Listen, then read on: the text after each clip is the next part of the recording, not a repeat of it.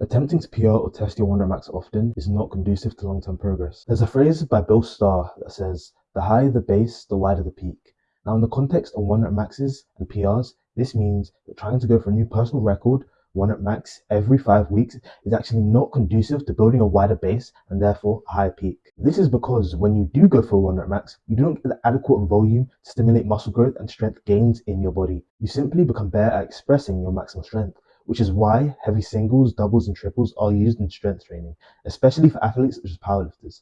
They don't truly build the foundation of strength, but rather they train the specific skill of expressing strength at heavier weights. The foundation of strength that comes in the form of muscular adaptations, therefore, will not be built when you go for one max or a top single. And these reps should be used, in my opinion, only as tools building up to one max attempts in conjunction with volume that will stimulate tissue adaptation and muscle growth in the form of strength. When you train the skill of expressing the strength with heavy top sets, as well as doing the hard base building work, such as your 4x8s and your 5x5s, you actually have built this new strength, as well as be proficient in expressing it with near maximal attempts. However, there exists a trend of lifters who avoid this hard work, and I'll use an example of squats. They'll do a heavy single, let's say, followed by some shit volume work, and then they'll say they're done. And this volume work does not challenge the muscles in any meaningful way. And these same lifters will be upset when their squat doesn't increase, and they'll blame their leverages, their genetics, and not the fact that they simply do not fucking work hard enough. And now, on the other hand, in my own personal case, for the past 6 months, my squatting numbers have increased almost linearly, with me taking my back squat from 100 kilos for a 5x5 to 145 kilos for a 5x5. This already hard work for my squat was supplemented by high volume bodybuilding style on movements such as RDLs, Bulgarian split squats, and leg extensions, which all culminated in me ultimately putting 100 pounds or 45 kilos on my squat volume strength in half a year. And the reason why I did this was because I did not just try and hit maxes every time I felt like I needed an ego boost or when I wanted to see if I'm actually getting stronger. I grafted week in, week out to achieve these gains in strength.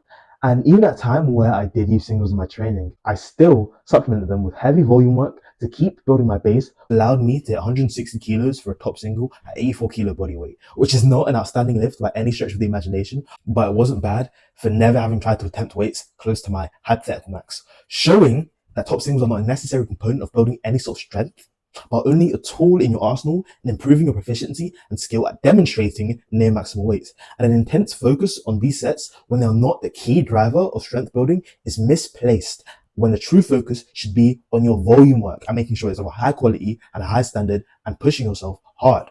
In conclusion, therefore, to quote Bill Starr again, whether you're rehabbing from surgery or trying to qualify for a major weightlifting contest, it starts with a routine that you can recover from, then slowly increases the workload and improving your top end numbers.